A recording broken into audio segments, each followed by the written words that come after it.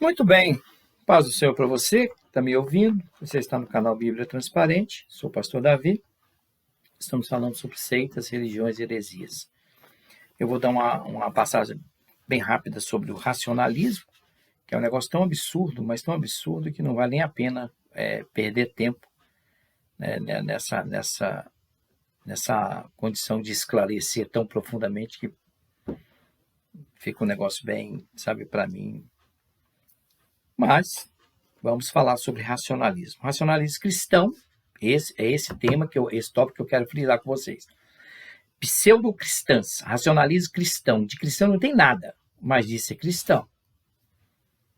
Lembra quando eu falei com vocês sobre aqueles que foram mortos em arenas, em fogueiras, foram colocados como tochas humanas, pegando fogo ali, que Nero incendiou Roma, e dizendo que são os cristãos, e alguns dizem que são os cristãos romanos. Não. Aqueles são os cristãos mesmo. Não são cristãos idólatra, não. São cristãos que vinham na doutrina dos apóstolos. Tá? E esse racionalismo cristão é uma doutrina espiritualista surgida no Brasil em 1910. As pessoas vão deixando ser levadas pelas influências malignas e criam essas heresias, essas seitas, essas coisas dominadoras, e muita gente entra nisso aí porque gosta muito de ocultismo, tá? Diz o seguinte: inicialmente denominada espiritismo racional científico cristão. De cristão não tem nada, né? Que sintetizou a doutrina do racionalismo cristão foi o português Luís Matos, ao lado do seu compatriota Luís Alves Thomas, tornou-se o grande responsável pelos passos iniciais dessa doutrina racionalista. A diferença doutrinária dessa doutrina racionalista, primeiro que nisso aqui não tem um apoio bíblico, não tem nada de apoio bíblico. Se você olhar a Cabala, a doutrina cabalística, é a mesma coisa, viu? Eles utilizam algumas coisas da Bíblia, mas usam muito numerologia, e isso aí confunde muitas pessoas que gostam, né, de ocultismo numerológico. Uau! Vai fazendo essas bobagens que não leva a nada, não edifica em nada.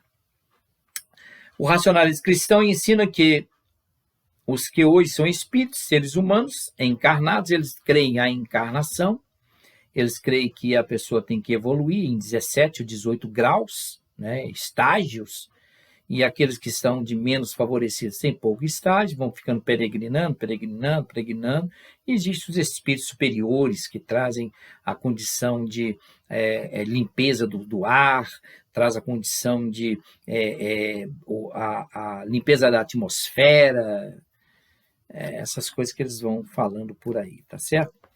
Aí eles começam a trazer essa parte de diferença doutrinária, que eles falam o seguinte: trajetória evolucionista, né, evolutiva, como partículas de forças que animavam primeiramente os átomos ascendentes, pouco a pouco, até atingir o reino vegetal, animal, posteriormente atingir condições de animais, um corpo humano. Uau, evolucionismo, né?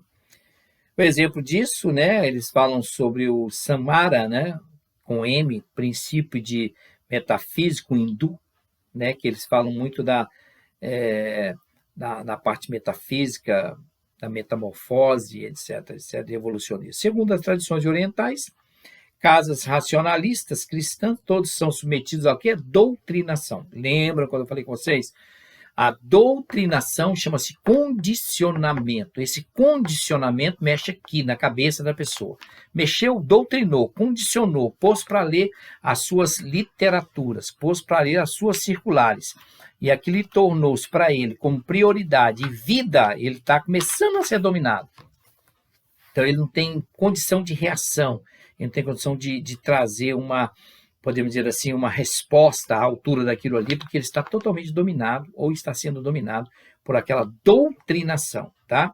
É aquela questão seguinte: doutrinação. Você vai na igreja para quê? Eu vou na igreja para adorar a Deus. Eu não vou na igreja para ser doutrinado por nenhum tipo de autoridade religiosa, eclesiástica que tiver. Eu vou para adorar a Deus.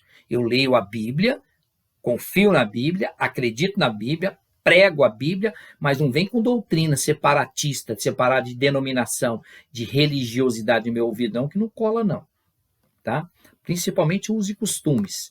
E pega um texto isolado e começa a imputar na cabeça das pessoas e começa a trazer um certo domínio em cima daquelas pessoas, subjugando-as e não deixando-as sem poder de reação. Elas ficam presas, vulneráveis, tá? A essa doutrinação, sendo levadas a compreender que após a desencarnação, depois que ele morre, né? Ele não diz que morre, ele desencarna. Devem aceder aos seus mundos correspondentes da evolução. Então, começa a se evoluir, vai se evoluindo até chegar ao patamar 18. Aí sim, são seres superiores, tá? A fim de se prepararem para uma nova encarnação. Não para nunca, reencarna. Olha, ele desencarna, reencarna, e aí vai. Dentro disso aí. O racionalismo cristão ensina que não existem espíritos protetores, para considerar que os espíritos protetores são espíritos desencarnados, presos à atmosfera do planeta Terra, né, astral inferior, e que, se assim não podem ajudar quem quer que seja. O racionalismo cristão explica que o ser humano tem três dimensões. Primeira dimensão, o corpo físico, que é feito de matéria, planeta Terra, o pó veio, o pó volta, que diz a Bíblia, né? Carne, né? Ele tem isso aí, e ele mistura com os espíritos das 17 primeiras classes, que são 33 classes de escola onde eles começam a trazer. Então, ele diz assim, olha, primeiro o corpo é o físico, segundo, a parte que possui, é o corpo astral, também chamado fluido, ou espírito, feito também de matéria, mas uma matéria mais diafana, né, vindo do mundo próprio de cada classe, também chamados de mundos de estágios, onde se misturam espíritos de classes diferentes, onde não há, portanto, evolução. Daí a necessidade de reencarnar. Não tem evolução, então tem reencarnar. Estou dando uma palhinha muito rápida sobre isso aí, tá? Não é tão importante assim, não. Aí o terceiro é espírito, né?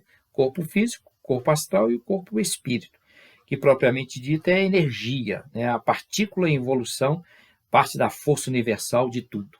Então é o espírito que eles têm esse pensamento. Bíblia não tem nada.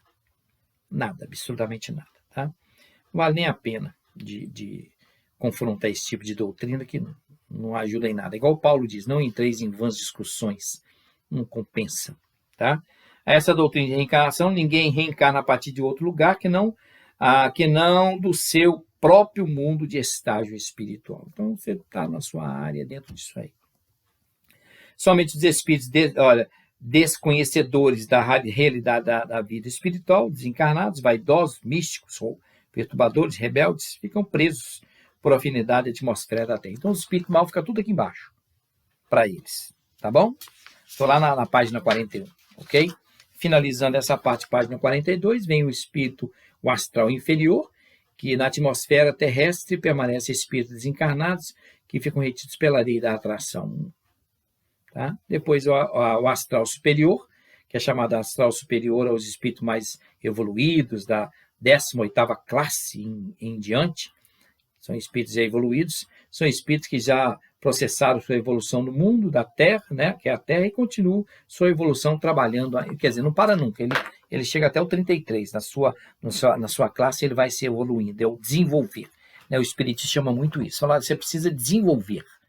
E essa parte de desenvolver vai dominando as pessoas, levando-as a um erro clamoroso e afastando-as de Deus. O ser supremo é Deus.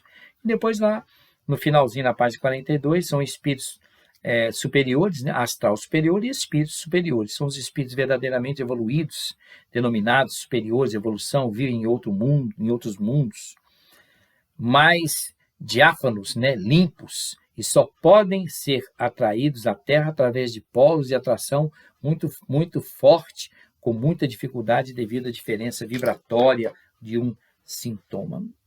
Eu passei só para passar, tá, sobre isso aí, e para mim não fala muita coisa não. O que eu estou falando de seitas, tem esse tipo de coisa, tá vendo como é que a gente vê e passa a observar esse tipo de gente que está agarrado nisso? E eu tenho notado o seguinte, tem muita gente saindo seitas evangélicas, pseudo-cristãs, estão olha, atolando, essa é a palavra certa, no espiritismo, no ocultismo. Sabe por quê? Porque tem denominação no Brasil que domina. Vai dominando, vai dominando. Né?